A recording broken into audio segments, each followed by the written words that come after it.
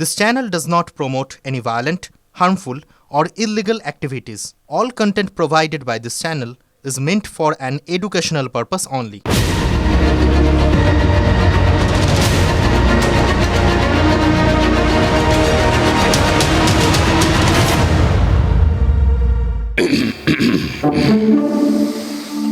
আপনাদের common sense মানে সাধারণ জ্ঞানটা একটু চেক করি। আগুন লাগলে কাকে ডাকবেন? কমন ম্যানের প্রশ্ন শুনে যারা ভাবছেন এ আবার কেমন প্রশ্ন, স্কুলে পড়া বাচ্চারাও তো জানে আগুন নেভাতে দমকল আসে। তারা কি জানেন পুলিশ এখন আগুন নেভানোর ট্রেনিং নিচ্ছে? এই ছবি হুগলি। আরামবাগ আর গোঘাট থানার পুলিশকে আগুন নেভানোর পাঠ দিয়েছে দমকল। তা আমাদের ওপর থেকে আগে ওই মেলে জানানো হয়েছিল যে বিভিন্ন যে থানাগুলো আছে, লোকাল থানা, সেখানেতে যে আমাদের আর কি ওই অ্যাওয়ারনেস প্রোগ্রাম আর কি করা। আমরা মানে আর কি আরামবাগ থানাতে আমরা আগে গেছিলাম, আজকে এখানে গোঘাটেতে ডেট পড়েছিল। এরপর শুধু গুন্ডা বদমাশ ধরতে নয়, তার মানে আগুন নেভাতেও পুলিশকে ডাকতে পারেন। অতএব দমকল আসার আগে পুলিশ এলে অগ্নিশর্মা হবেন না প্লিজ। আজ ডারউইন সাহেবের কথা খুব মনে পড়ছে, জানেন তো। আরে ওই ডারউইন সাহেব যিনি আমাদের বিবর্তনবাদ শিখিয়েছিলেন, যোগ্যতমের উদ্বর্তনের মতো একটা খটোমটো কিন্তু দারুণ গুরুত্বপূর্ণ তত্ত্বের যিনি প্রবক্তা। আমাদের ইদানিংকালে না বাংলাগুলো খুব খটোমটো লাগে, বাংলাটা ঠিক আমাদের আসে না, তো তাই জন্য ইংরেজিতে বলি যে সার্ভাইভাল অফ দ্য ফিটেস্ট। এইবার তো চেনা চেনা লাগছে। এই তত্ত্বটা অনেক কিছু বলে, কিন্তু সোজা বাংলায় দাঁড়ায় যারা সময়ের সঙ্গে সঙ্গে চাহিদা অনুযায়ী নিজেদের বদলাতে পারে তারাই টিকে থাকে।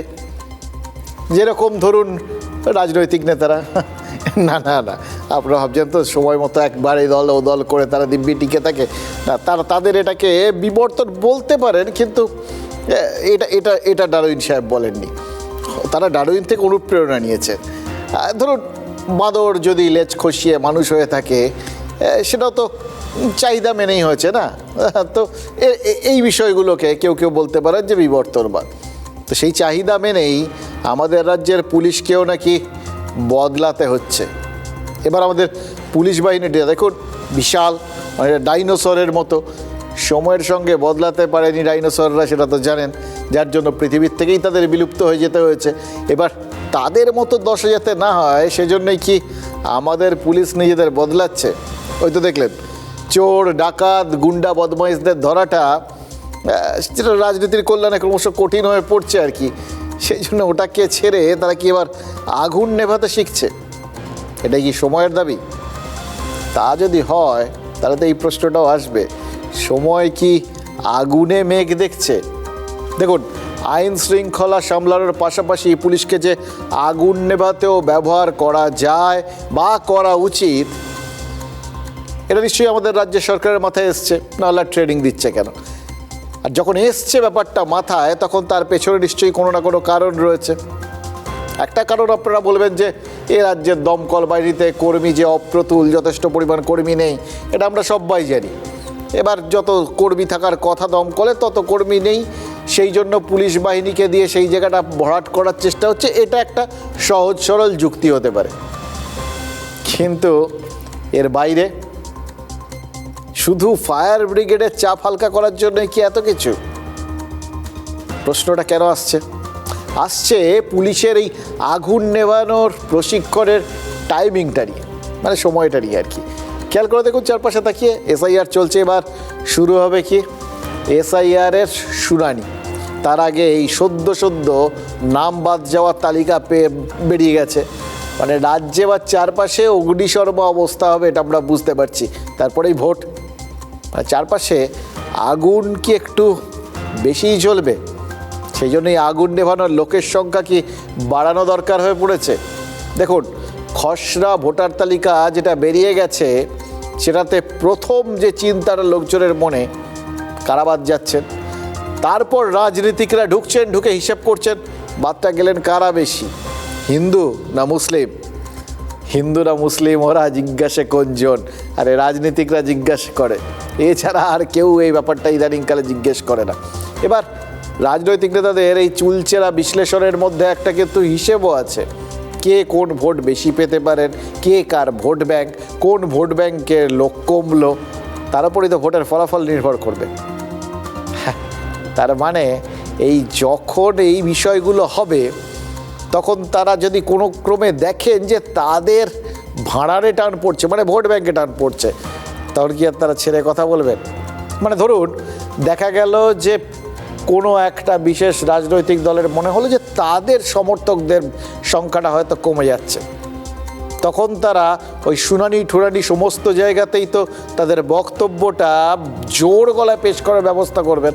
এমনকি কেউ কেউ গিয়ে বলতে পারেন যে আমাদের এইভাবে বাদ দেওয়া হচ্ছে, এটা ভুল, মানছি না, মানবো না।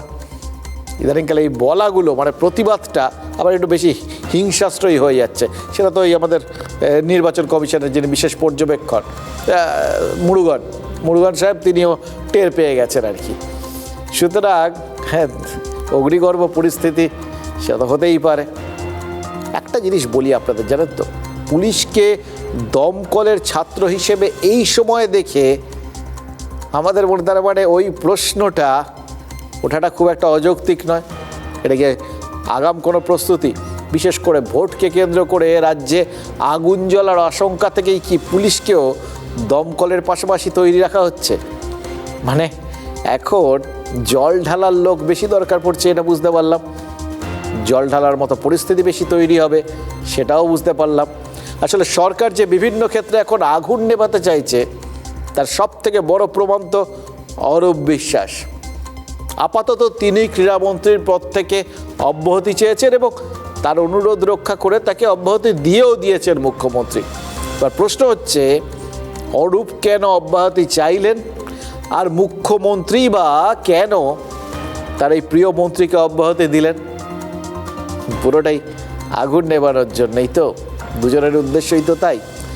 যুবভারতীতে মেসি শো বাতিল হয়ে যাওয়ায় অবসরপ্রাপ্ত বিচারপতি অসীম রায়ের নেতৃত্বে যে তদন্ত কমিটিটা গড়েছিলেন মুখ্যমন্ত্রী, সেই কমিটিটাকেও কি আগুন নেভানো কমিটি বলা চলে? কারণ আজ সেই তদন্ত কমিটির সুপারিশেই তো আরও একটা তদন্ত কমিটি করেছেন, এসআইটি গঠন করেছেন। আর পাশাপাশি ক্রীড়ামন্ত্রীর পদ থেকে ওই সময়েই অরূপও অব্যাহতি চাওয়ায় তাকে সাময়িক অব্যাহতি দিচ্ছে, তদন্ত যতদিন চলবে ততদিন পর্যন্ত অরূপ বিশ্বাস ক্রীড়ামন্ত্রী নন, এটাই পরিষ্কার করে দিয়েছেন মমতা বন্দ্যোপাধ্যায়। তাহলে প্রশ্নটা হচ্ছে, এই যে কুণাল ঘোষের মতো তৃণমূল নেতারা বলছিলেন যুবভারতীতে যা হয়েছে তাতে রাজ্যের কোনো দায় নেই, সেই যুক্তিটা কি আর ধোপে টিকছে? নাকি ওই ঘটনার প্রেক্ষিতে ক্রীড়ামন্ত্রীর পদ থেকে আপাতত অরূপ বিশ্বাসকে অব্যাহতি দিয়ে স্বয়ং মুখ্যমন্ত্রী বুঝিয়ে দিলেন যুবভারতীতে যা হয়েছে তার পেছনে রাজ্যের দায়ও রয়েছে, এবং এই সময় দায় অস্বীকার করে আগুনে ধুনো দেওয়ার বদলে দায় স্বীকার করে আগুনে জল ঢালাটা বেশি জরুরি।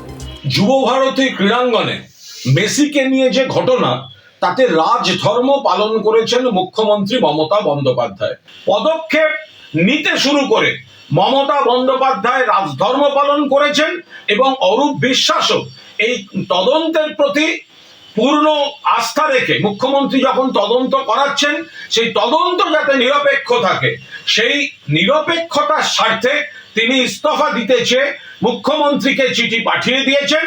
তার মানে অরূপ বিশ্বাস ক্রীড়ামন্ত্রীর পদে থাকলে এই তদন্তটা প্রভাবিত হওয়ার সম্ভাবনা ছিল নাকি? মানে নিজেকে প্রভাবশালী নন এটা প্রমাণ করতে কি অরূপ বিশ্বাস আপাতত সরে দাঁড়ালেন? এবার দেখুন, এই কথাটা মনে হওয়ার পেছনে কিছু কিছু কারণ আছে। এই গোটা বিষয়টাকে একটা যদি আপনারা মনে করেন, ওই বললাম আগুন নেভানোর আগাম ব্যবস্থা, তাহলে এটা তো মানতে হবে যে এটা তাহলে একটা কৌশলই তো, যে জন্যে ওই পুলিশদের ধরুন আগুন নেভানোর যে আগাম একটা ট্রেনিং দেওয়া হচ্ছে, সেটা তো কৌশল, প্রস্তুতি একটা তো কৌশলের মধ্যেই পড়ে। এবার অরূপ বিশ্বাস যে চিঠিটা দিয়েছেন, দেখেছেন আপনারা চিঠিটা? আমরা তো দেখলাম, ভালো করেই দেখলাম চিঠিটা। দেখুন, একজন মন্ত্রী তিনি যদি এরকম অফিসিয়াল একটা চিঠি দেন, মুখ্যমন্ত্রীকে যদি জানান যে তিনি আপাতত অব্যাহতি চাইছেন, বা আপাতত তো ওইভাবে লেখা যায় না, অব্যাহতি চাইছেন, এটা যদি লেখেন তাহলে তার একটা প্যাডের মধ্যে একটা সুন্দর করে চিঠি টিঠি লেখা থাকে আর কি, এবং তার সম্বোধন থেকে শুরু করে বাকি সব কিছুই সেই ফরম্যাটেই হওয়ার কথা। কিন্তু চিঠিটা খেয়াল করে দেখুন, একটা সাদা কাগজে চিঠি, দিদি বলে সম্বোধন করেছেন। এই যে নিজের হাতে লেখা একটা বাংলায় চিঠি, তার মানে এটার মধ্যে কোথাও একটা ব্যক্তিগত টাচ রয়েছে। হতেই পারে ভেতরে ভেতরে তার ভীষণ কষ্ট হচ্ছে এবং মনে হচ্ছে যে তার জন্যে সরকারকে কোথাও গিয়ে অস্বস্তিতে পড়তে হলেও হতে পারে, সেই জন্যেই অরূপ বিশ্বাস এই জায়গার থেকে আপাতত সরে থাকতে চেয়েছেন। সাধু চিন্তা, এটা নিয়ে তো কোনো দ্বিমত হবে না আর কি। কিন্তু এটার পাশাপাশি এটাও তো মানতে হবে, এটাকে ওই অফিসিয়াল চিঠি ঠিক যেরকম বলে এটা ঠিক সেরকম নয় আর কি, অতটা নয়। এবার এই বিষয়টা যে মুহূর্তে অরূপ বিশ্বাস করলেন, তখন কি হলো, যেদিকে মেন মানে যাবতীয় বিতর্ক টিতর্কগুলো তাকিয়ে থাকছিল বা ধেয়ে যাচ্ছিল, সেই জায়গাটাই তো আস্তে করে বন্ধ হয়ে গেল, দরজাটা বন্ধ হয়ে গেল। দেখুন, আপনারা দেখেছিলেন যে এই যুবভারতী বিতর্কে সব থেকে বেশি চাপে কিন্তু ওই অরূপ বিশ্বাসই পড়েছিলেন। তিনি মেসিদের বগল দাবা করে নিয়েছেন, তার জন্য মাঠে লোক ঢুকেছে, মেসিদের ঘিরে যারা রেখেছিল তাদের জন্য, যারা এই সেলফি টেলফি তুলছিল সেই সমস্ত জন্য সাধারণ মানুষ মেসিকে দেখতে পাননি, সেই জন্যেই তারা হামলা করেছেন। এই যাবতীয় অভিযোগগুলোই তো বেশি করে উঠছিল। এবার সেই অভিযোগগুলোর ওপর আপাতত অরূপ বিশ্বাস এই ক্রীড়ামন্ত্রীর পদ থেকে অব্যাহতি চেয়ে শুধু যে জল ঢাললেন তা নয়, অভিমুখটা ঘুরিয়ে দিলেন। কারণ ইদানিংকালে তো এই নেতা মন্ত্রীরা বিশেষ করে তারা চট করে দায় ঠায় নিয়ে পথ টথ ছাড়েন না, সেখানে ক্রীড়ামন্ত্রীর পদ থেকেই যে আপাতত সরে যেতে চাইলেন, এটা তো একটা বেশ শহীদ ফিল হচ্ছে। কিন্তু আমাদের বাঙালিরা কিন্তু এই বিষয়টাকে, কেউ যদি দায় স্বীকার করছেন, কেউ যদি নিজের দায় নিচ্ছেন, এই বিষয়টাকে খুব ভালোভাবে নেন আর কি। তো সেই দিক থেকে অরূপ বিশ্বাস 10-এ 10 এই মুহূর্তে নিজের ওপর থেকে, এবং তাকে কেন্দ্র করে সরকারের ওপর যে চাপটা সেটা আপাতত তিনি সরিয়ে দিলেন, এবং মুখ্যমন্ত্রীও তার ইচ্ছেকে সম্মান জানালেন। সাধারণ মানুষের সেন্টিমেন্ট যার বিরুদ্ধে ছিল, তার বিরুদ্ধে মুখ্যমন্ত্রী মমতা বন্দ্যোপাধ্যায় গেলেন। মুখ্যমন্ত্রী মমতা বন্দ্যোপাধ্যায় বলতেই পারতেন কিন্তু এইসব রাজনৈতিক চক্রান্ত, অন্যায়, অরূপ দায়ী নয়, কিন্তু তিনি এই চিঠিটাকে গ্রহণ করলেন দুদিক থেকে বোঝানোর জন্য। এক, তিনি যে তদন্ত কমিটি গঠন করেছেন সেটা যাতে নিরপেক্ষ থাকে, সেই জন্যে যে অরূপ বিশ্বাস পদত্যাগ করছেন সেই ব্যাপারে তিনি একইভাবে ওই নিরপেক্ষ তদন্ত চান, সেই জন্যেই এই চিঠিটাকে তিনি গ্রহণ করছেন। আপাতত তাকে অব্যাহতি দিচ্ছেন, অন্তত যতদিন এই তদন্ত চলবে।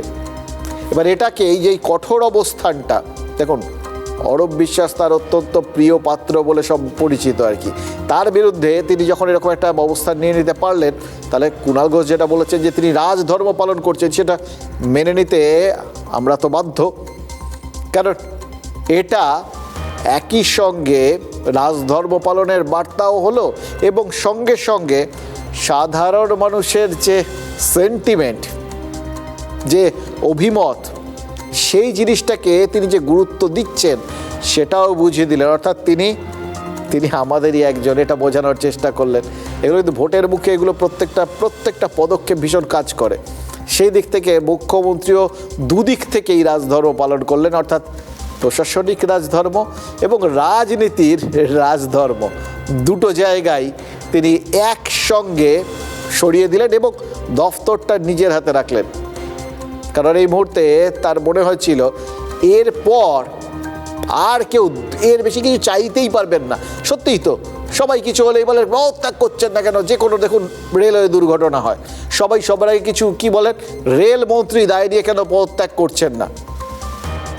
সেটাই যখন হয়ে গেল, তাহলে আর কি লোকের কিছু চাওয়ার থাকে। কিন্তু মুশকিল হচ্ছে, এইটা তো আপনার আমার ধারণা, রাজনীতিকদের ধারণাটা অন্যরকম, তাদের চাহিদার কোনো শেষ নেই। হয়তো সেই জন্যই একবার প্রশাসনিক বৈঠকে মমতা বন্দ্যোপাধ্যায় বলেছিলেন না, খালি আপনাদের চাই চাই, এটা সেরকম ব্যাপার আর কি। চাই দেখুন রাজনৈতিক লোকেরা করেই চলেছে। এত বড় একটা পদক্ষেপ হয়ে গেল, একজন দায় নিয়ে পদত্যাগ করলেন, তারপরেও চাহিদার, অন্তত রাজনীতিকদের চাহিদার কোথাও গিয়ে শেষ হচ্ছে না। আমার তো মনে হচ্ছে পুরোটাই হচ্ছে গটা মমতা বন্দ্যোপাধ্যায়, কুণাল ঘোষ এবং তার সাথেই অরূপ বিশ্বাস, যার উপর করা যায় না একদম বিশ্বাস, সেই তিনজন মিলে এসব করছে। আর দ্বিতীয় কথা হচ্ছে সব ইস্তফার ললিপপ দিয়ে কিছু হবে না, একটাই সাজা হতে পারে, সেটা হচ্ছে অ্যারেস্ট। একটা মন্ত্রী দিয়েছে, আরেকটা মন্ত্রী কোথায়? যে আপনার সুজিত বসু ওর সঙ্গে ছিল, তার পদত্যাগ কোথায়? আর দুইজনকেই পদত্যাগ শুধু নয়, অ্যারেস্ট করে জিজ্ঞাসাবাদ করা উচিত, কি কারণে ঘটেছে, কে ঘটিয়েছে, এর পিছনে কি হাত আছে। এরপর যদি মুখ্যমন্ত্রী বলেন যে যতই দাও এদের পোষায় না, তাহলে তাকে দোষ দেওয়া যায় বলুন তো? বিজেপি নেতারা ক্রীড়ামন্ত্রীর পদ থেকে অরূপ বিশ্বাসের অব্যাহতি নয় বা পদত্যাগ নয়, তাকে গ্রেফতারির দাবি করলেন এবার। অর্থাৎ যদি এটা না করতেন তাহলে কিন্তু ওই দাবিটা থাকতো হয়তো যে কেন তিনি পদত্যাগ করছেন না, যে পদত্যাগ যখন করে ফেলেছেন তখন নেক্সট ধাপে গেলেন আর কি।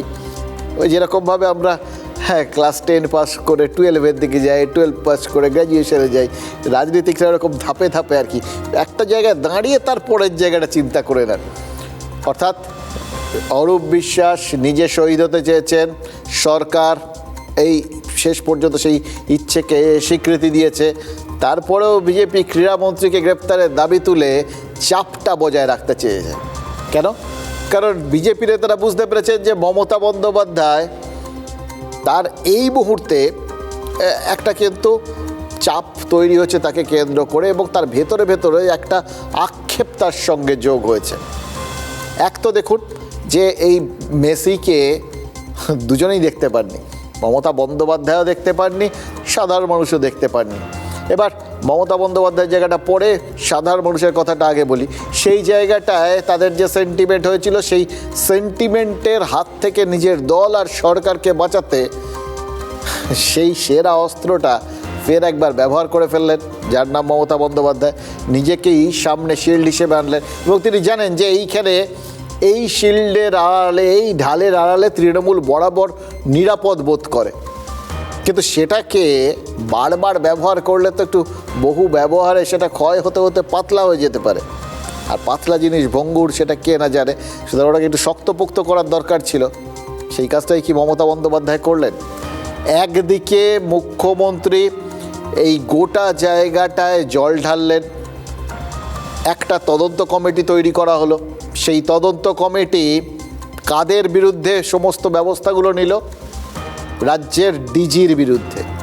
আর অন্যদিকে তার যে গোটা জায়গাটায় সব থেকে কাছের মন্ত্রী বলে পরিচিত অরূপ বিশ্বাস, তার বিরুদ্ধে ব্যবস্থা নিয়ে নিল। মানে এই মানুষের সেন্টিমেন্টের সঙ্গে তিনি আপোষ করেন না। এবং একই সঙ্গে যখন গোটা বিষয়টাকে কেন্দ্র করে বিদেশেও শুধু একটা অদ্ভুত প্রচার তৈরি হয়েছে, গোটা বিদেশের সামনে আন্তর্জাতিক মহলে বাংলার তথা কলকাতার একটা সম্মানহানি হয়েছে, তিনি কিন্তু সেইখানে দাঁড়িয়ে এমন কঠোর একটা অবস্থান নিলেন, বুঝিয়ে দিলেন একই সঙ্গে বাংলা এবং দেশের সম্মান রক্ষাটা তার দায়িত্ব। বা যিনি এরকম কঠোর একটা অবস্থান নিতে পারে, এই গোটা বিষয়টা অভিযোগ কী ছিল দেখুন খেয়াল করে। বিশেষ করে যখন আমাদের এখানে মেসির অনুষ্ঠান ভণ্ড হয়ে যাওয়ার পর মমতা বন্দ্যোপাধ্যায়ের নিজের আক্ষেপ কম ছিল। ভোটের আগে মমতা বন্দ্যোপাধ্যায়ের সঙ্গে যদি একটা মেসির এরকম একটা সুন্দর একটা মুহূর্ত তৈরি হতো, লোকজন দেখতো, লোকে কতটা উৎফুল্ল হতো ভাবুন তো। এবং এগুলো কিন্তু একটা ফিল গুড একটা ফ্যাক্টর কাজ করে, লোকজনের মধ্যে একটা প্রভাব ফেলে ব্যাপারটা। মুখ্যমন্ত্রী কতটা স্পোর্টিং, ফুটবল নিয়েও কতটা উৎসাহী, মেসির সঙ্গে কত আন্তরিক, এই রকম বড় মাপের একজন ফুটবলারের সাথে মুখ্যমন্ত্রী কীরকমভাবে মিশে গেলেন, এটা তো খুব স্বাভাবিকভাবেই হতো। এটা আপনিও জানেন, আমিও জানি। সেই সুযোগটা হাতছাড়া হয়েছে, বিশেষ করে ভোটের আগে। আক্ষেপের জায়গা তো আছেই। উল্টো দিকে কী দেখলাম আমরা? মেসি বাকি 3 মুখ্যমন্ত্রীর জায়গায় গেলেন, এবং তার মধ্যে ইন্ডি জোটের রেবন্ত রেড্ডি যেরকম রয়েছেন তেলেঙ্গানায়, তেমনি দেবেন্দ্র ফডনবিস বিজেপির মহারাষ্ট্র বা দিল্লিতে, রেখা গুপ্তা, এরা প্রত্যেকে কিন্তু অনুষ্ঠানটা সর্বাঙ্গ সুন্দর করে ফেললেন এবং নিজেরা গোটা বিষয়টার মধ্যে সক্রিয়ভাবে একটা অংশ নিলেন। অর্থাৎ প্রশাসনিক দিক থেকে তারা যে কত দক্ষ, সেই প্রচারটা তারা করে ফেলতে পারলেন এই অনুষ্ঠানগুলো সঠিকভাবে করে ফেলার মধ্যে। আর সেখানে তার একটু আক্ষেপ ছাড়া কিছু রইল না, উল্টে দেশের কাছে বিদেশের কাছে বাংলার মাথাটা হেট হচ্ছিল।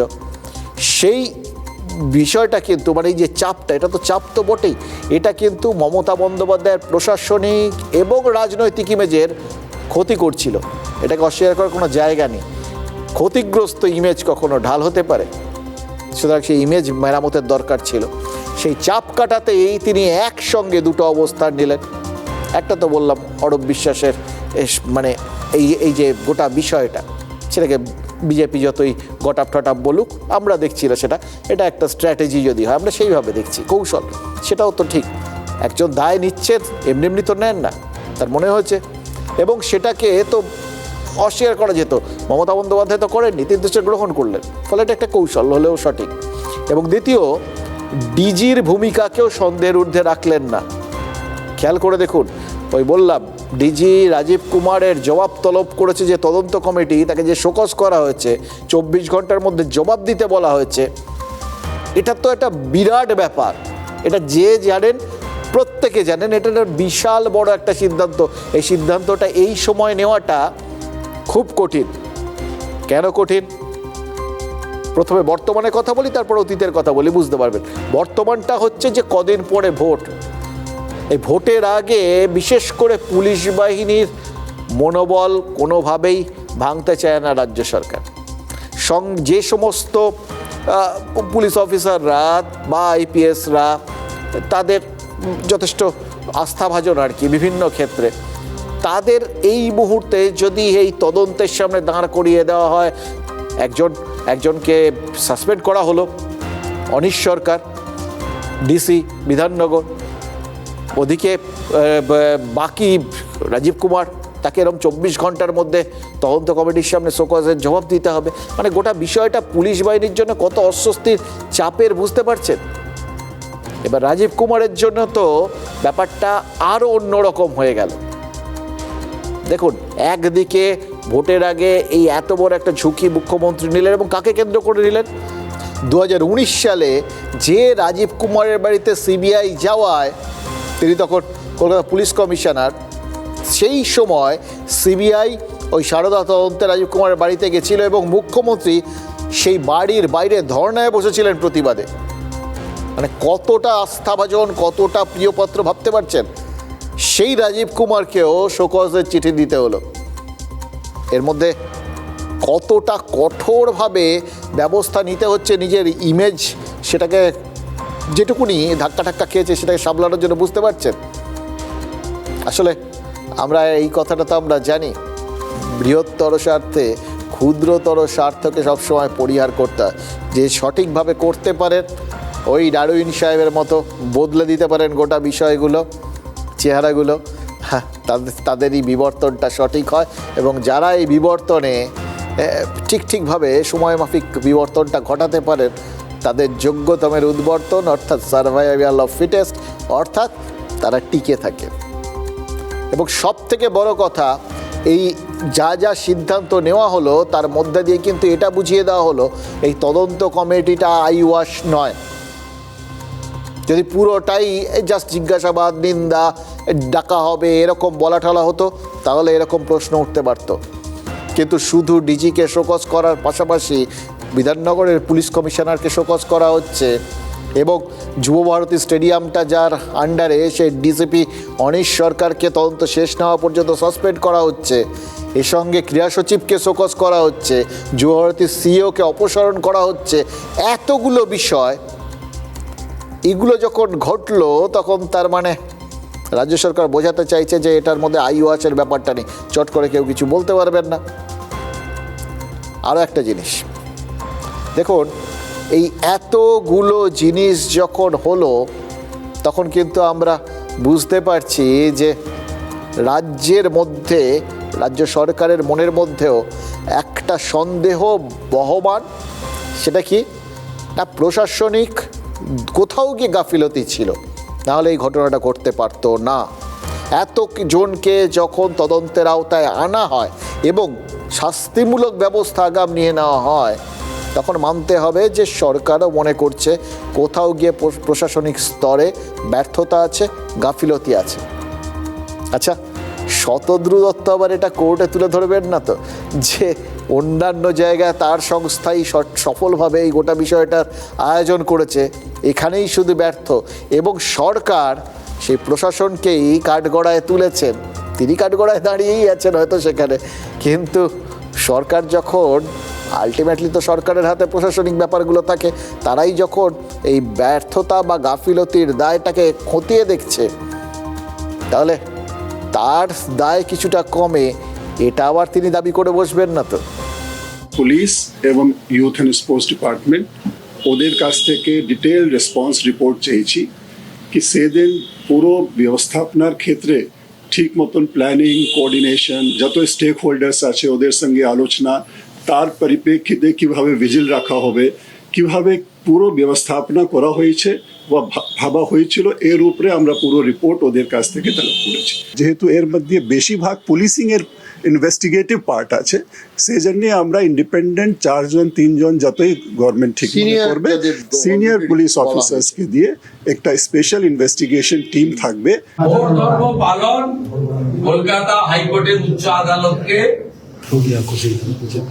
তাদেরকে ধোঁকা দেওয়ার চেষ্টা, সাথে সাথে ইয়াং জেনারেশনের মধ্যে যে ক্ষিপ্ততা সেটাকে প্যাসিফাই করে, এবং হয়তো ওয়ান ফাইন মর্নিং বসে টাকা ফেরত করছি, কারণ অনেক জায়গায় টাকা ফেরত করে, কিন্তু টাকা ফেরত করানোর ক্ষেত্রে টাকা চিটারদের কাছ থেকে আদায় করে কেন ফেরত হবে? অরূপ, সুজিত এবং শতদ্রুর কাছ থেকে কেন টাকা আদায় করা? আপনার সরকার, আপনার পুলিশ, আপনার মন্ত্রীদের উপরে কারোর কোনো আস্থা নেই। আমরা আপনার নেতৃত্বাধীন রিটায়ার্ড জাস্টিস অসীম রায়ের সুপারিশ মানি না, ওই কমিটিকেও মানি। এবার আপনাদের মনের মধ্যেই প্রশ্নটা আসতেই পারে যে কেন এদের কিছুতেই দাবি দেওয়ার শেষ হয় না। শুনলেন তো, সুকান্ত মজুমদাররা, জ্যোতির্ময় মাহাতোরা এর আগে বলছিলেন যে ওতে হবে না, ওই অব্যাহতি দেওয়া ঠেওয়াতে হবে না, গ্রেফতার করতে হবে। এতটা গেছেন, তারপরে পরের ধাপ চলে গেছেন। এবার এত বড়ভাবে, বড় মাপে রাজ্য সরকার একটা তদন্ত করবে বলে ঠিক করেছে, শুভেন্দু অধিকারী বলছেন আস্থা নেই। কারণটা কি? কারণটা তাদেরকে এটা মনে হচ্ছে যে এমনভাবে এমন একটা সময় এই বিষয়গুলো করা হচ্ছে যাতে দুটো জিনিস একসঙ্গে হয়। প্রথমত তো যে চাপটা তৈরি হয়েছে সরকারের ওপর, সেই চাপটা রিলিজ হয়ে যায়। তদন্ত কমিটি হয়ে গেল, আরে ডিআইজি তাকে শোকজ করেছে, আরে একজন আইপিএস অফিসার যে দায়িত্বে ছিল সে সাসপেন্ড হয়ে গেল, এবং সবথেকে বড় কথা ক্রীড়ামন্ত্রী তিনি পদত্যাগ করতে চাইলেন, আপাতত তাকে পদত্যাগ করতে দেওয়া হলো, মানে তাকে অব্যাহতি দেওয়া হলো ওই রকম একটা চিঠিতে। তো এইটা হয়ে গেলে লোকজনের কিন্তু এরপর ওই মানে পাবলিক সেন্টিমেন্টের জায়গাটাই তো আসল। মানুষজন খেপে গেলে কিন্তু অনেক কিছু কাণ্ড হয়ে যায়। ওই ঠিক যেরকম সেই 2011 সালে মানুষজন হঠাৎ এরকম সিঙ্গুর, নন্দীগ্রাম নিয়ে এমন সেন্টিমেন্ট তৈরি হলো সাধারণ মানুষের, কিন্তু তাতেই 34 বছরের বাম শাসনের অবসান ঘটে গেল। ফলে এই ব্যাপারটাকে যখন সত্যি সত্যি এই মানুষজন খেপে টেপে যায় না, তখন সেটাকে রাজনীতিকরা অন্যভাবে দেখেন, এবং এই বোঝার জায়গাটা, মানে ঠিক সময় অনুযায়ী বোঝার জায়গাটা, এটার ক্ষমতা কিন্তু তাদের অপরিসীম। নইলে দেখুন, এর আগে 26,000 শিক্ষকের চাকরি চলে গেল, কেউ কিছু বলেছেন? কেউ দায় নিয়েছেন? আবার ধরুন এই এতজন, সেই পার্থ চট্টোপাধ্যায় তৎকালীন মহাসচিব, তিনি শুদ্ধ গ্রেফতার হয়ে গেলেন, এত দুর্নীতির অভিযোগ উঠল, দেখেছেন সরকারের কেউ পদত্যাগ করেছেন? না। আবার ধরুন এই তিলোত্তমা কাণ্ড হয়েছিল, মানুষজন রাস্তায় নেমে এসেছিল, কিন্তু মনে হয়েছিল জনমানসে বিরাট একটা হিল্লোল এসে গেছে, সবাই মিলে একদম এত আন্দোলিত হয়েছে, আন্দোলনে চারপাশ ছাড়খাড় করে দেবে। সরকার অনড় ছিল, কিছু হয়েছে? কিন্তু এই ক্ষেত্রে এত চটজলদি এতগুলো বড় বড় সিদ্ধান্ত নিয়ে নেওয়া হলো, এটা কি এই চাপটা রিলিজ করতে, এবং তাও ওই ভোটের সময়টাকে মোটামুটি হিসেব করে নিয়ে যে এখন থেকে যা সময় আছে তার মধ্যে ঠিক আছে লোকজন ভুলে যাবে, এটাতে কোনো অসুবিধা নেই। 2, কোথাও গিয়ে এই যে এসআইআরকে কেন্দ্র করে যে একটা চারপাশে বিভিন্ন রকম চাপ তৈরি হওয়া শুরু হয়েছে। এই সদ্য তো আজকে খসড়া তালিকাটা বেরোলো, বাদ যাওয়ার তালিকা বেরোলো, এবং এটাকে কেন্দ্র করে বিভিন্ন রকম অঙ্ক, বিভিন্ন রকম আলোচনা আসতে শুরু করেছে। এবার সেটাকে ভালো করে বুঝে নিয়ে তারপর তো আন্দোলন করতে হবে নাকি? না, কেউ তো ছেড়ে দেবেন না। কেউ ওই যদি কোথাও গিয়ে নিজেদের পুরো জিনিসটা বিশ্লেষণ করে মনে হয় ব্যাপারটা ঠিক নিজেদের পক্ষে যাচ্ছে না, তারা তো পাল্টা একটা দিতে হবে নাকি? তার জন্য প্রস্তুতি লাগে, বুঝতে লাগে। কিন্তু সেই সময় যদি মাথার ওপর এরকম পাহাড় প্রমাণ একটা মেসির চাপ পড়ে থাকে এবং সেটা মানুষের মনের মধ্যে প্রভাব ফেলে, তাহলে তো চাপ। ফলে এই সব কটা জিনিস থেকেই নজর ঘুরিয়ে দেওয়ার জন্য কি এই সিদ্ধান্তগুলো নেওয়া হলো? এটা নিশ্চয়ই বিজেপি ভাবছে। ওই জন্যই শুভেন্দু অধিকারী বলছেন আস্থা নেই কিছুতেই। আর মুখ্য সচিব বলছেন তদন্ত যাতে নিরপেক্ষ হয় তার জন্য তারা সব রকম চেষ্টা চালাচ্ছেন। এবার এই এতগুলো জিনিসের মাঝখানে একটা জিনিস কি হলো, যে কোথাও গিয়ে একটা ওই শুরুতে বলছিলাম একটা ক্ষোভের জায়গা তৈরি হতে পারে পুলিশ বাহিনীর মধ্যে। কারণ দেখুন, তারা তো ভীষণ শৃঙ্খলাপরায়ণ বাহিনী এবং তারা এই বিষয়গুলো মানে কার কত র্যাঙ্ক, কে কোথায় আছেন, এই বিষয়গুলো ভীষণভাবে তার মধ্যে কাজ করে। খেয়াল করে দেখুন, যে ইনভেস্টিগেশন টিমটা তৈরি হয়েছে সেই 4 সদস্যের দলে রয়েছেন জাভেদ শামীম, সুপ্রতিম সরকার, মুরলীধর শর্মার মতো অফিসাররা। নেতৃত্বে রয়েছেন পীযূষ পাণ্ডে। এবার এরা যত বড় পুলিশ কর্তাই হন, রাজ্য পুলিশের ডিজি রাজীব কুমারের থেকে তো নিচে রয়েছে। ডিজিকে যে ঘটনায় শোকজের জবাব দিতে হচ্ছে, সেই ঘটনায় তার অধস্তনরা তদন্ত করছেন। এটা হয়তো অভিনব ব্যাপার, এটা হয়তো সরকার ভাবছে যে এটা তাদের জন্য একটা বিরাট বড় বিজ্ঞাপন যে তারা কোনো কিছুর সঙ্গে আপোষ করেন না, আপোষহীন এই ব্যাপারে আর কি। কিন্তু এই জায়গাটাকেই কোথাও গিয়ে ওই পুলিশের মনোবলের ভেতরে কি কাজ করতে পারে? এটা কিন্তু আবার বিরোধীরা মনে মনে উৎফুল্ল হতে শুরু করেছে। দেখো না তোমরা, সারাক্ষণ তারা তো অভিযোগ করে পুলিশকে দলদাস হয়ে গেছে, এই হয়ে গেছে, সেই হয়ে গেছে বলে। এবার হয়তো তারা ওই আশায় বাঁচে চাষা, তারা নিশ্চয়ই আশা করতে শুরু করেছে এইবার পুলিশ কিন্তু খেপবে। কি হবে সেটা পরের কথা, তবে এটাও তো ঘটনা। হ্যাঁ, এটা যে তৃণমূলের হিসেবের মধ্যে নেই, মুখ্যমন্ত্রীর হিসেবের মধ্যে নেই, এমনও তো নয়। তিনিও তো অত্যন্ত বর্ষিয়ান এবং বিচক্ষণ রাজনীতিক। তাহলে এই কাজটা হলো কেন? তার কারণ এই ঘটনার মধ্যেও একটা রাজনৈতিক তুলনার একটা বিরাট বড় অস্ত্র তাদের হাতে চলে এলো। খেয়াল করে দেখুন, এর আগে যতবার এরকম টাইপের ঘটনা ঘটেছে, মানে অনভিপ্রেত দুঃখজনক ঘটনা, 1980 সাল 16ই আগস্ট আপনাদের মনে আছে, মোহনবাগান ইস্ট বেঙ্গলের খেলায় ইডেনের রণক্ষেত্র হয়েছিল, কতজন সমর্থক মারা গেছিলেন। সেই ঘটনায় কি সরকার দায় স্বীকার করেছিল? অথবা 1996 সালের ক্রিকেট বিশ্বকাপে ভারত শ্রীলঙ্কা ম্যাচ, এমন বিশৃঙ্খলা হলো, এমন বোতল ছোড়াছুড়ি হলো, ভারত হারছে দেখে যে সে ম্যাচটা বন্ধ করে দিতে হয়েছিল মাঝখানে। সেই ঘটনার দায় কি তৎকালীন পুলিশ মন্ত্রী বুদ্ধদেব ভট্টাচার্য বা ক্রীড়ামন্ত্রী সুভাষ চক্রবর্তী নিয়েছিলেন?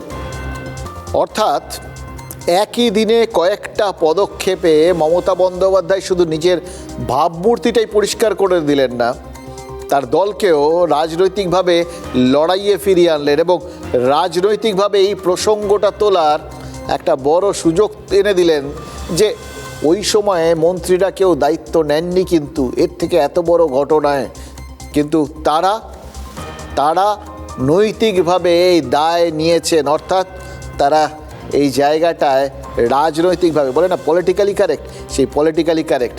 এবার আপনারা বলবেন যে এই পলিটিক্যালি কারেক্ট থাকার প্রয়োজনটা এলো কেন? তার কারণ যে বারবার মারাদোনার প্রসঙ্গটা আসছিল, যে মারাদোনা এসছিল, জ্যোতি বসুর সাথে দেখা করেছিলেন, সুভাষ চক্রবর্তী তাকে কত সুন্দরভাবে সব কিছু করিয়ে দিয়েছিলেন। এরম তো ঘটেনি। এই যে বামেরা তুল্যমূল্য একটা প্রচারের জায়গা তৈরি করেছিলেন, খেলাকে কেন্দ্র করেই রাজনৈতিক খেলা শুরু হয়ে গেছিল। সে খেলা স্কোরটা সমান করার জন্য বা সমান করে এগিয়ে যাওয়ার জন্য একটা রাজনৈতিক অস্ত্র দরকার ছিল, তো খেলাকে কেন্দ্র করি। সেটাই কি করলেন মমতা বন্দ্যোপাধ্যায়? এই তদন্ত কমিটিটাই তো বিজেপির রাজ্যগুলোয় গঠিত হয় না, সিপিএমের সময় তৈরি হতো না। তদন্ত কমিটি 4 জন দক্ষ পুলিশ অফিসারের নেতৃত্বে তদন্ত কমিটি হয়েছে, কাজটাকে এগোতে দিন।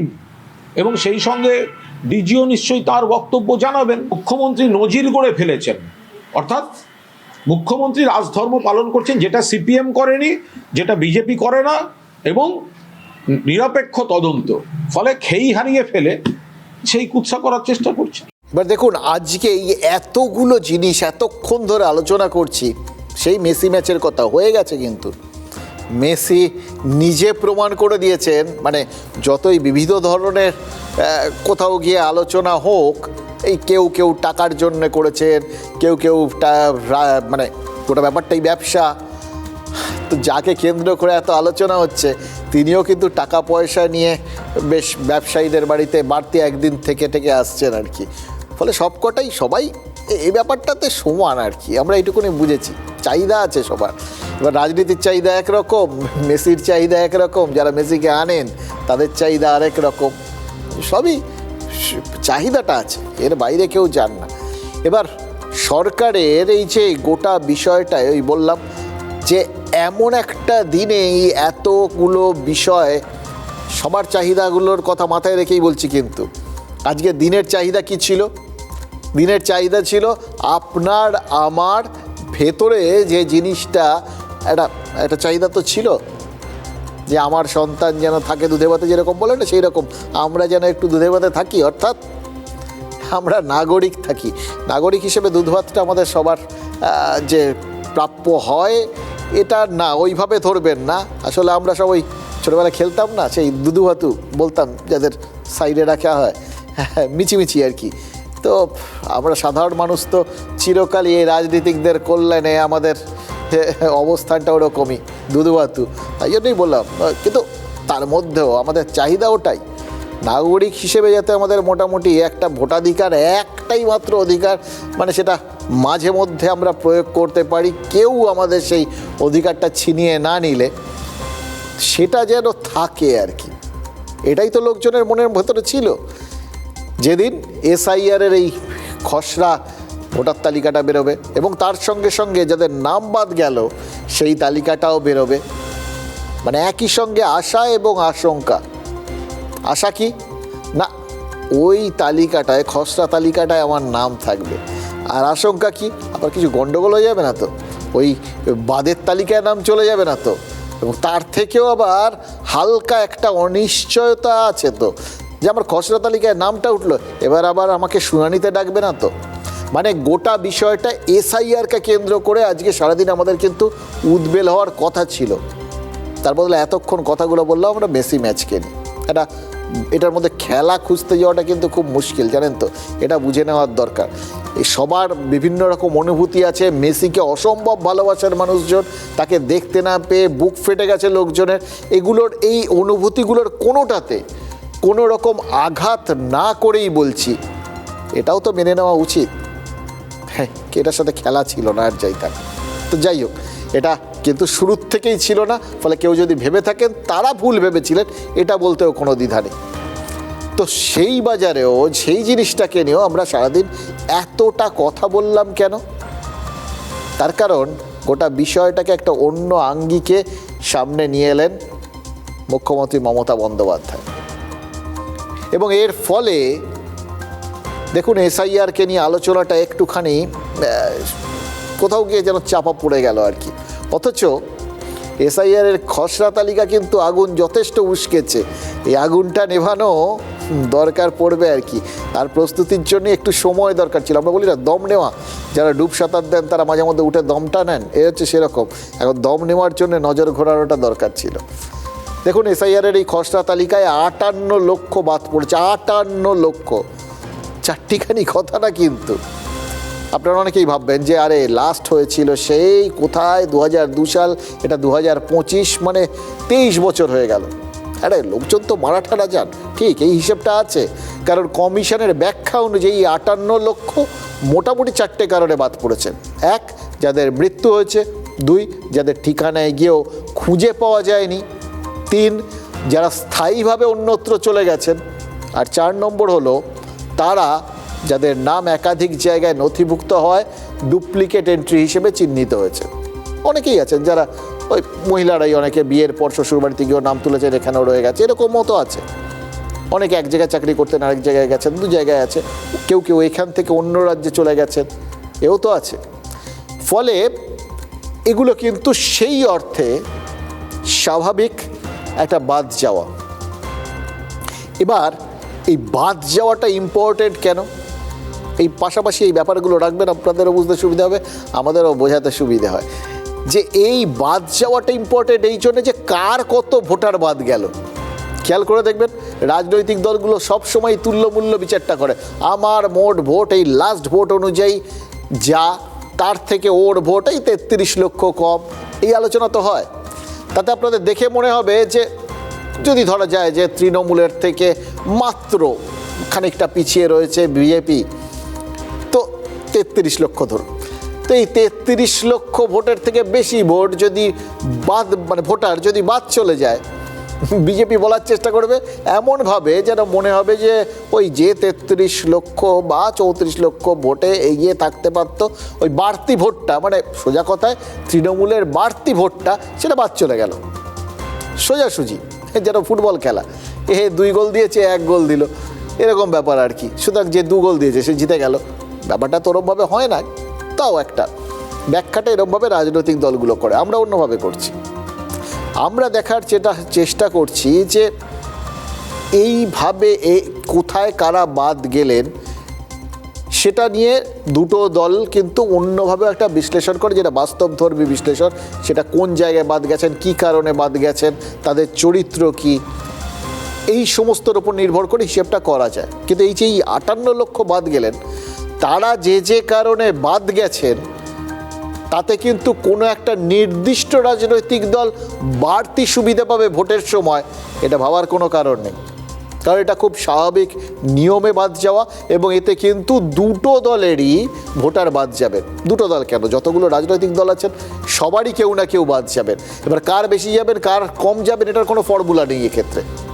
এটা থেকে আপনারা অন্য রকম একটা জিনিস বরঞ্চ বুঝতে পারেন, জানেন তো, এই যে চলে যাওয়া, এক জায়গার থেকে অন্য জায়গায় চলে যাওয়া, এই তালিকাটা দেখলে আপনারা বুঝতে পারবেন যে কলকাতার থেকে ক্রমশ কিন্তু বাঙালিরা চলে যাচ্ছে।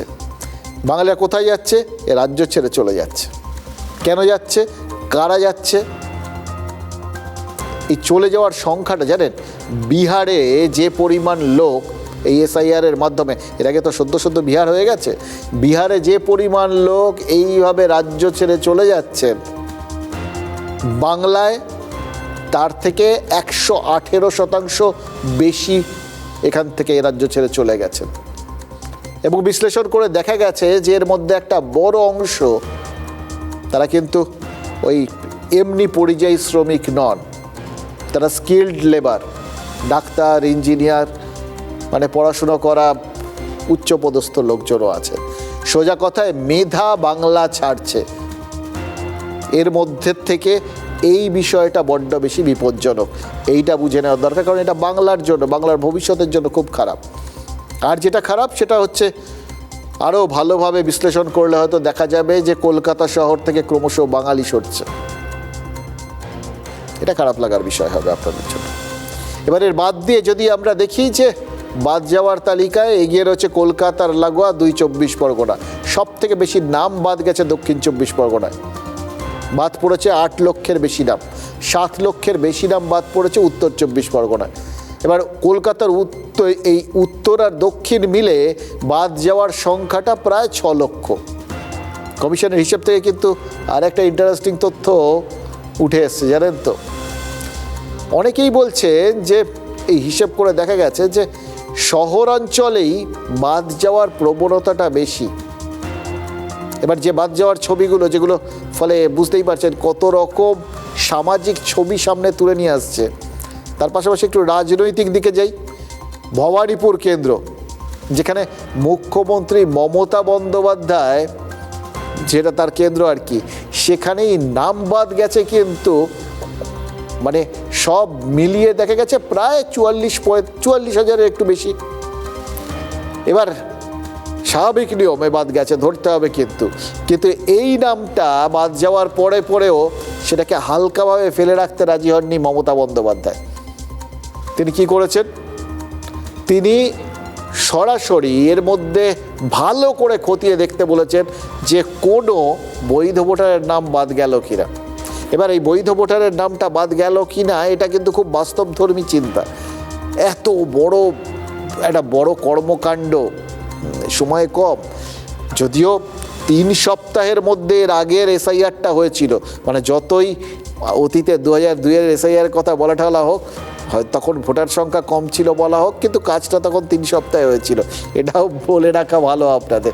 তা যাই হোক, সেই ভোটারদের একটা ভুলভ্রান্তি হয়ে কিছু নাম ঢুকে যেতেই পারে, সেই জায়গাটাতে প্রাথমিকভাবে দাঁড়ানোর নির্দেশ দিয়েছেন। এবং দাঁড়ানোর নির্দেশটা কাদের দিয়েছেন? তাদের পাশে 8 কাউন্সিলর আর বিএলএদের। দেখুন, নিয়ম অনুযায়ী যদি খসড়া তালিকায় ভুলক্রমে কারোর নাম বাদও যায়, তবে উপযুক্ত নথিপত্র দিয়ে আবেদন করলে চূড়ান্ত তালিকায় নাম উঠে যাবে। তাই বাদ যাওয়া 58 লক্ষ নন, খেলাটা আপাতত দেখুন, মুখ্যমন্ত্রী পরিষ্কার বোঝাচ্ছেন, কিন্তু তিনি কি বললেন? প্রতিবাদ নেই, কিন্তু 58 লক্ষ বাদ গেছে, এর মধ্যে জল আছে, এই সমস্ত কেউ কিচ্ছু বলছেন না। বলছেন খতিয়ে দেখা হোক ওর মধ্যে কোনো বৈধ ভোটার ঢুকে আছে কিনা, এবং সেটা ভালো করে খতিয়ে দেখতে বলেছেন ববি হাকিম, দেবাশিস কুমারের মতো যারা ডাক সাইটে নেতা, মন্ত্রী, মেয়র, তাদের সবাইকে, প্রত্যেককে নিজের তার কেন্দ্রের মধ্যে যারা রয়েছেন তাদের প্রত্যেককে বলেছেন খতিয়ে দেখতে। এই যে প্রতিক্রিয়াটা, এটা বিক্ষুব্ধ প্রতিক্রিয়া নয়, কিন্তু বাস্তবোচিত প্রতিক্রিয়া। এটাও বুঝবেন যে কোন জিনিসটা নিয়ে কার কীরকম চিন্তা। ফলে আসল ডাক যারা পাবেন ওই শুনানিতে, এই রাজনীতিকদের উচাটন, চিন্তা, দুশ্চিন্তা বেশি করে, সেগুলো কিন্তু শুরু হবে ওদের নিয়ে। এখন পর্যন্ত সেরকম ভোটারের সংখ্যা কত? 30 লক্ষ। এবার কমিশন জানিয়েছে যে 2002-এর তালিকায় এদের নিজেদের বা আত্মীয়দের কারোরই নাম নেই, যাদের বলা হচ্ছে নো ম্যাপিং ভোটার। আপাতত এই ম্যাপিং না হওয়া ভোটারদেরই ডাকা হচ্ছে শুনানিতে। এবার যাদের দেওয়া তথ্য নিয়ে সন্দেহ আছে বা কোনো গরমিল পাওয়া যাচ্ছে, তাদেরও পরে ডাকা হতে পারে বলে কমিশন সূত্রের খবর। এবং সেইটা কিন্তু এই সংশয় আছে, বিভিন্ন ধরনের সংশয় আছে। এই সংশয়টাও কিন্তু এই সংশয়াচ্ছন্ন সংখ্যাটা, সেটাও কিন্তু খুব খারাপ না, 1 কোটি 1.5 কোটির কাছাকাছি। এবার যদি এদের কিছু সংখ্যকও, এটা ভালো সংখ্যক বলতে হবে না, অধিকাংশ বলতে হবে না, এদের অর্ধেকেও বলতে হবে না, তার থেকে খানিকটা 30-40% যদি বাদ যান, তাহলেও কিন্তু বাদ যাওয়ার সংখ্যাটা কোটি ছাড়াতে পারে। আরও একটা জিনিস, ওই বললাম না একটু আগে, যে স্বাভাবিক নিয়মে যে বাদগুলো গেছে, সেটা বাদ গেলে সবারই বাদ ঠাদ যেতে পারে, এরকম একটা কথা বললাম, যেটা নিয়ে রাজনৈতিক নেতারা এখনও প্রতিবাদ কিছু করছেন না। পুরোটা ঠিক বললাম না, একটু ভুল বলেছি। বিরোধীরা অনেকেই কিন্তু অভিযোগ করেন সচরাচর এই মৃতদের যে নামগুলো থেকে গেছিল, যেগুলো বাদ পড়েছে, সেগুলো কিন্তু অধিকাংশ সময় আগের ভোটগুলোতে শাসক দলের হয়ে ভূত হয়ে জীবন্ত হয়ে তারপরে সে ভোট দিয়ে টিয়ে গেছে আর কি। ফলে বাদ যাওয়াটা বিরোধী দলের হিসেব অনুযায়ী কিন্তু এটা তাদের সুবিধা দেবে এবং শাসক দলকে চাপে ফেলবে, যদিও শাসক দলের এখন পর্যন্ত প্রতিক্রিয়া এক্ষেত্রে সংযত। 58,20,899 টোটাল আনকালেক্টেবল ফর্মস আমাদের ছিল, অর্থাৎ এই সমস্ত এনিউমারেশন ফর্মগুলো আর ফেরত আসেনি, অর্থাৎ এদের নাম এবং এই সংখ্যায় মানুষদের এনিউমারেশন ফর্মে ফেরত না আসার জন্য তারা ড্রাফট লিস্টে অন্তর্ভুক্ত হননি। ম্যাক্সিমাম আছে আপনার কলকাতা নর্থ ডিও এরিয়াতে, যেখানে 25.92 আছে। পূর্ব মেদিনীপুর যেটা আছে, ওখানে আপনার যে আছে 3.31% আছে। খসড়া তালিকায় যদি আপনি আপনার নাম যদি না দেখেন, না পান, তাহলে চিন্তিত হওয়ার কিছু নেই। ওই অনলাইনেই আপনি ফর্ম 6-এ অ্যাপ্লাই করতে পারবেন। শুনানিতে আপনি কাগজ দেখানোর পরে সঙ্গে সঙ্গে সেটা আপনার নাম সেই রোলে তুলে দেওয়া হবে। সুতরাং কেউ যদি এখানকার বাসিন্দা হন, তার যদি রিজনেবল প্রমাণ থাকে, তাহলে কিন্তু ভয় পাওয়ার কোনো রকম কোনো কারণ নেই। এমন নয় যে একবার পাবলিশ করে দেওয়া হলো এবং সেটাই ফাইনাল। দেখুন, বৈধ নথি থাকলে ভয়ের কারণ নেই, এটা তো রাজ্যের SIR এর বিশেষ পর্যবেক্ষক বলছেন, আশ্বাস দিচ্ছেন যে খসড়া তালিকার নাম বাদ গেলে নথির জোরেই ফের ভোটার লিস্টে নাম উঠে যাবে। কিন্তু যারা শুনানিতে ডাক পাবেন তারাই কথায় কতটা আশ্বস্ত হচ্ছেন।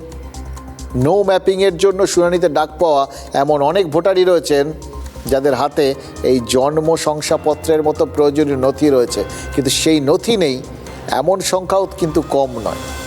এখানেই হচ্ছে মজাটা, এই যে রাজনৈতিক দলগুলোর আসল লড়াই কিন্তু এখান থেকে শুরু, বাদ প্রতিবাদও এখান থেকেই শুরু হবে। বিরোধীরা বলবে শাসক দল ইতিমধ্যেই এদের কাগজপত্র তৈরির ব্যবস্থা করে দিয়েছে, আর শাসক দল তারা রীতিমতো কিন্তু এখন রেড়ে করে প্রস্তুতি নিয়ে ফেলেছে। এবার কে কেমন প্রস্তুতি নিয়েছে এটা তো একটা দিক গেল, কোন দলের লোকজন বা কোন ভোট ব্যাংকটা মোদ্দা কথা কীরকম প্রস্তুতি নিয়েছে তার মধ্যে একটা খুব ইন্টারেস্টিং তথ্য আছে। এই যে নথি নেই বললাম, এরকম মানুষের সংখ্যাটা কম নয় বলেই এই SIR এর শুরুর আগের থেকে রাজ্যে কিন্তু একটা আশঙ্কার ঢেউ উঠেছিল। অবৈধভাবে এদেশে আসা একদল মানুষ তড়িঘড়ি কাঁটাতার পেরিয়ে ফিরে যেতে সীমান্তে যে জমায়েত হয়েছিল সেটাও তো এই কারণে। অনেকে আবার বৈধতার শিলমোহর জোগাড় করতে শ্বশুর বা অন্য কাউকে বাবা বানিয়ে নিয়েছিলেন। লুকোচুরি করে লাভ নেই, এই দুই পথে যারা পা বাড়িয়েছিলেন তাদের বেশিরভাগই হচ্ছেন মুসলিম।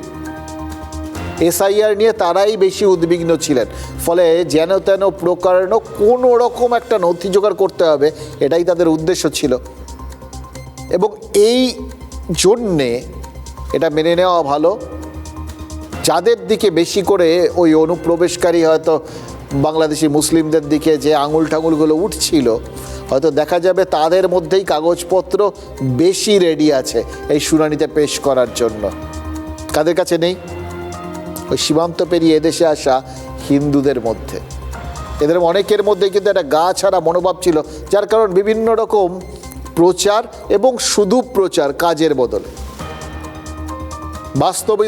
বাস্তবোচিত প্রচার এবং ঠিকভাবে তাদের পথ দেখানোর বদলে শুধু হালকা প্রচার করায় এদের অনেকেরই কিন্তু মনে হচ্ছিল ঠিক আছে হিন্দু তো আমাদের এখানে কিছু হবে না। বিভিন্ন নেতা নেত্রীরা যেরকম আশ্বাস টাশ্বাস দিচ্ছেন তারা বিশ্বাস করে গেছিলেন।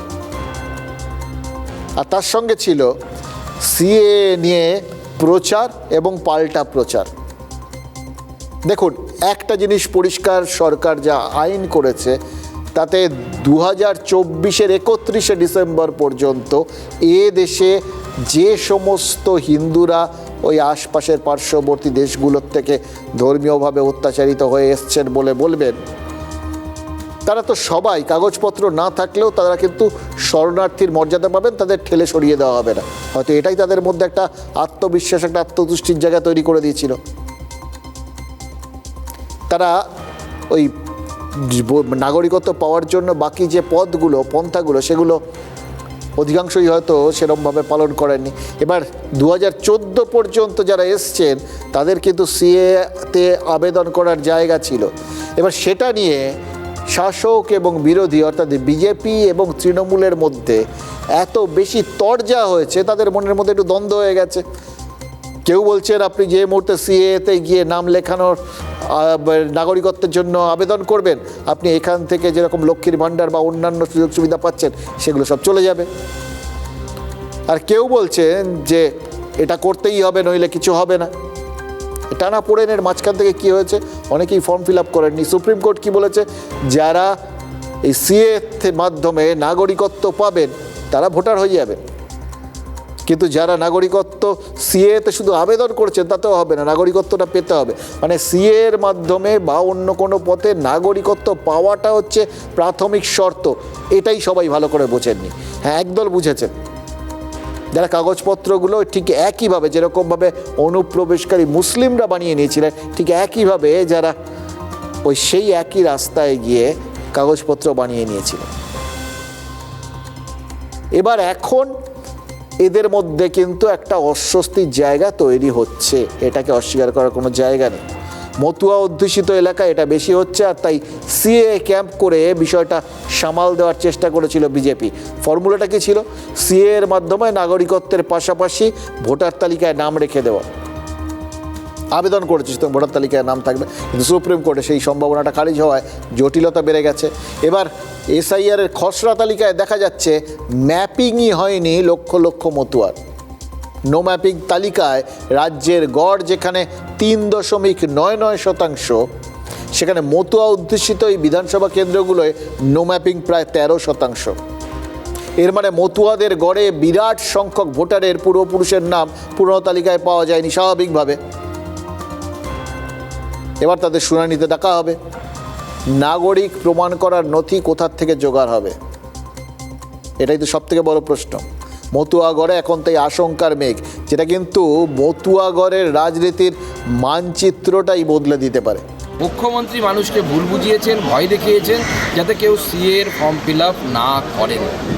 আজকে মুখ্যমন্ত্রীর কথায় যারা বিশ্বাস করে সেই সময় সিএর ফর্ম ফিল আপ করেননি, তাদের নাম যদি এসআইআর থেকে বাদ যায়, এর দায়টা কি মুখ্যমন্ত্রী নেবেন?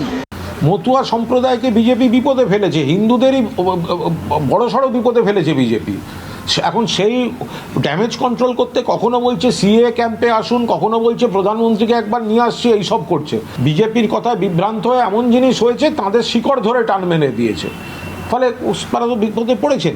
এবার ধরুন এই তরজায় এই ভোটারদের মতুয়াদের বিষয়টা কীরকম একটা জটিল জায়গায় চলে গেছে, এটা তো দেখতেই পাচ্ছেন। কিন্তু তার মানে এটা না যে যারা বাংলাদেশি এখানে অনুপ্রবেশকারী বা এরকম কেউ কেউ যারা এরকম বিভিন্নভাবে পরিচয়পত্রগুলো তৈরি করে নিয়েছে, তারা সবাই খুব নিশ্চিন্তে রয়েছে। একটা জিনিস অদ্ভুতভাবে দেখা গেছে জানেন তো, এই সীমান্তবর্তী অঞ্চলগুলো, জেলাগুলো, সেই সমস্ত জায়গাতে যে তখন ওই ম্যাপিং করানো হয়েছিল 2002-এর সঙ্গে, সেখানে দেখা গেছিলো প্রজেনী ভোটারের সংখ্যাটা অনেক বেশি অন্যান্য জায়গার তুলনায়। ইনফ্যাক্ট অধিকাংশই হচ্ছে প্রজেনী ভোটার, অর্থাৎ বেশিরভাগই 2002-এর পর ভোটার হয়েছে, কিন্তু তাদের কেউ না কেউ 2002-তে রয়েছে। এটাই একটা মজার ব্যাপার। ঠিক জোগাড় করে নিয়েছিলেন যোগাযোগটা, সেখান থেকেই তো সংশয় দেখা দিয়েছে। কি দেখা গেছে ধরুন শামশেরগঞ্জে আপনাদের বলেছিলাম 35 জন ভোটার যদি 2002-এ থেকে থাকে, এখন 65 জন যোগ হয়েছেন তার সঙ্গে, জানেন, 2002-এর পর। এবার এই তাদের যে যোগাযোগটা, ম্যাপিংটা, সেটা হয়েছে ওই 35 জনের সঙ্গে। মানে 35 জন পিছু ডবল লোকজন এসে গেছে। মানে এরকম বেশ কিছু অস্বাভাবিকত্ব এই আমাদের যারা পর্যবেক্ষক তাদের নজরে এসছে। এবার ওই জায়গাতেই এবার কিন্তু আলাদা করে খতিয়ে দেখা হচ্ছে, সেটা আবার বিএলওদের দায়িত্ব। এবং একই সঙ্গে খসড়া তালিকায় এরা নাম তুলে গেল, ওই জন্য বলছি নিশ্চিন্ত হবেন না, তার কারণ ওই শুনানির পরের ধাপে যে ডাকা হবে, এদেরও ডাকা হবে। মোটামুটি কমিশন সূত্রে সেটাই জানা গেছে। সোজা কথায় রাজ্যের সীমান্তবর্তী 4টে জেলায় ভোটারের সংখ্যা অস্বাভাবিকভাবে বৃদ্ধি পেয়েছে। ফলে যদি তাদের কারোর ওই জায়গা থেকে নাম খসড়া তালিকায় উঠে গিয়েও থাকে, তারা কেউ নিশ্চিন্ত হতে পারবেন না। উত্তর 24 পরগনা, মুর্শিদাবাদ, মালদা বা উত্তর দিনাজপুর, মূলত এই 4টে জেলার 50টা বিধানসভায় 2002 সালের তালিকায় ছিলেন না এরকম ভোটারের সংখ্যা 60 থেকে 65। এই জায়গার থেকেই পুরো বিষয়টা চরম জটিল জায়গায় চলে গেছে। ফলে এসআইআরকে কেন্দ্র করে আসল যে উৎকণ্ঠার সময়টা এবং উত্তেজনার সময়টা, সেটা এই এখন আসতে শুরু করেছে। ফলে বুঝতে পারছেন কেন এই চারপাশে আগুন নেভানোর বেশি বেশি রাস্তা এবং লোকজন তৈরি করার দরকার পড়ে গেছে। সীমান্তবর্তী জেলাগুলোতে এই নো ম্যাপিংয়ের কেস অনেক কম। আমার ধারণা সীমান্তবর্তী জেলাগুলোতে সব থেকে বেশি মানুষ হিয়ারিংয়ের চিঠি পাবেন। যে ভুল তথ্য দিয়ে ডিজিটালাইজেশন করা হয়েছে এবং শাসক দল আইপ্যাকের মতন সংস্থাকে কাজে লাগিয়ে বিএলওদের কাছ থেকে ওটিপি সংগ্রহ করে একই দিনে অত্যাধিক হারে তারা এই ডিজিটালাইজেশনগুলো করিয়েছিল। এইবার দেখার বিষয় যে বিষয়টি আমরা প্রথম বলেছিলাম যে অনুপ্রবেশ একটা এই রাজ্যের জ্বলন্ত সমস্যা, সেটা প্রমাণিত হয়ে যাবে এই হিয়ারিংয়ের চিঠি এবং হিয়ারিংয়ে কত অনুপস্থিত থাকলো তার মধ্যে দিয়ে। প্রতিনিয়ত পরিবর্তন হয় নির্বাচন কমিশনেরও বিভিন্ন নির্দেশ। 4 নভেম্বর যখন আরম্ভ হয় পরিষ্কার বলে দিয়েছিল 2002-তে যারা আছেন এবং 2002-তে যাদের লিঙ্কেজ প্রোজেনি দেখাচ্ছেন তাদেরকে হিয়ারিংয়ে ডাকবো না। কাজটা এইভাবে হয়েছে যখন তারা কিন্তু এবার বলছে যারা প্রোজেনি লিঙ্কেজে আছে তাদেরও ডাকবো, আর যাদের ম্যাপিং নেই অবশ্যই ডাকবো। এই ডাকার মধ্যে দিয়েও তো আমরা বলছি প্রতিবাদ তো এখানে। এবার দেখুন, এই তরজা অঙ্ক বিশ্লেষণ এগুলো আছে, এর ফাঁকে একটা জিনিস আছে, কিছু ভুলভ্রান্তির বিষয়, যেটা আপনাদের মধ্যে তা একটা দুটো পরিচিত জিনিস আপনাদের একটুখানি উদাহরণ দিয়ে দিয়ে আপনাদের বুঝতে পারবেন। এগুলো স্বাভাবিক, এগুলো হয়েই থাকে কি কি আর কি। ওই লাভলি খাতুন আপনাদের মনে আছে, ওই বাংলাদেশি বলে যার কোথাও গিয়ে তৃণমূলের হয়ে ভোটে মানে তৃণমূলের হয়ে প্রধান হওয়ার পরেও কলকাতা হাইকোর্টের রায়ে তিনি ওর বাবার নামটাম বদলে ওরকম হয়ে গেছেন, এই সমস্ত ওবিসি সার্টিফিকেট সংক্রান্ত গণ্ডগোলে যার নামটা কাটা গেছিল, এবং তখন থেকে অভিযোগ উঠছিল যে লাভলি আসলে বাংলাদেশি, যার জন্যই তার বাবার নামটা বদল করার দরকার পড়েছিল। কিন্তু খসড়া তালিকায় তার নাম কিন্তু রয়ে গেছে। এবার কীভাবে থেকে গেল? শোনা গেছিল তার ভাসুর সেই সময় বিএলও অভিযোগ করেছিলেন যে ভাসুর এসে, তিনি আবার তৃণমূলের বড় নেতা, তিনি চাপটাপ দিয়ে বলেছিলেন যে নামটাম সব তুলে দিতে, কাগজপত্র তুলে দাও, তো তার নাম বিএলও চাপে পড়ে তুলে দিয়েছিলেন। এখনও তাই বলছেন, যা দেখেছেন ভালো করে দেখা হয়নি, উঠে গেছে আর কি। তো তার নামটা রইল এক। আরেকটা জায়গা আছে, আরেক নেতা তৃণমূলের কাউন্সিলর, তিনি হঠাৎ দেখেছেন যে তার নাম, তিনি মৃত, এবং রাজনীতিক তো আমরা বলে হাউমাউ করতাম, তিনি আবার শ্মশানে গিয়ে গোটা ব্যাপারটাকে একটা অন্য স্তরে নিয়ে চলে গেছেন আর কি। তো এইগুলো খুব স্বাভাবিক ঘটনা, ভুল বলে ধরা যেতে পারে আর কি। কী কারণে ভুল সেটা তো পরের কথা, কিন্তু এই ভুল ভ্রান্তিগুলোকে কেন্দ্র করে আগামী দিনে যে আবার বিভিন্ন রকম জটিলতা তৈরি হবে সেটা কিন্তু আপনারা নিশ্চিন্তে থাকতে পারেন।